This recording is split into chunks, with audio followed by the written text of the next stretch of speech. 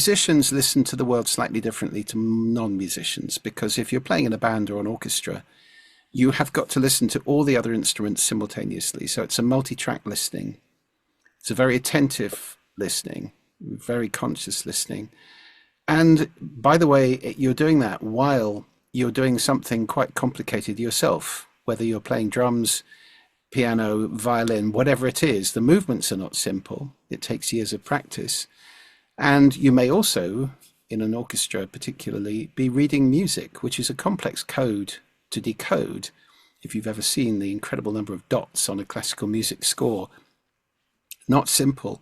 So you're doing three very complicated things all at the same time. So it's not surprising, actually, that musicians' brains, we now know, are slightly larger than non-musicians' brains. The corpus callosum is extended. That's the bit of the brain which joins the two hemispheres together. And again, that's not surprising, because there's a lot of traffic going back and forth as you're, the artistic right side of the brain is, working away on the music and the appreciation, the aesthetics, and the left side is thinking about the movements and the practicalities of it.